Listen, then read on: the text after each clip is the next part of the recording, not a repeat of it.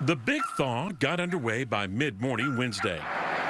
But well before the ice started melting along cold, rocky roadway slopes, calls from frozen neighborhoods were already coming in. We've got over 1,000 phone calls in 48 hours. Max Hicks with Reliant Plumbing says his crews are seeing a lot of outside breaks like this one at a Southwest Austin home. The freeze snapped off the hose connection. It's a top problem at the house calls Reliant has made Wednesday. Although there are a few breaks inside some exterior walls, and those calls may be the next big call out. This is just the start of it. So once the sun really comes out and it heats up a little bit, we're going to get flooded with even more. This is what can happen when water is turned on after a freeze up. When a house is not fully checked out.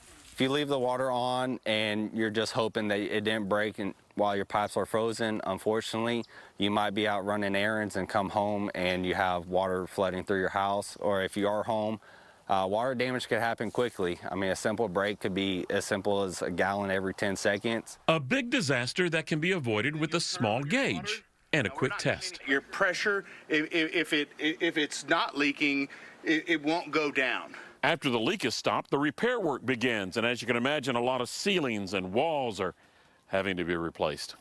Big spots, like right here, we're doing like, I don't know, 80 square feet of ceiling, like, got damaged.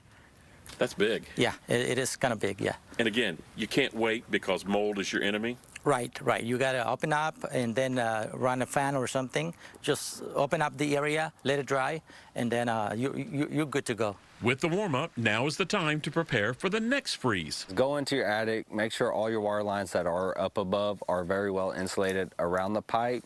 Sometimes the insulation, it gets chewed up or dry rots over time.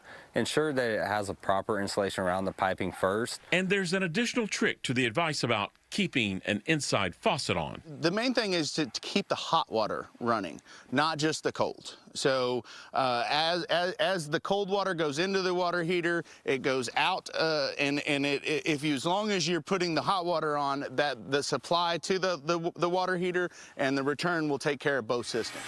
Definitely more of a stream than a trickle.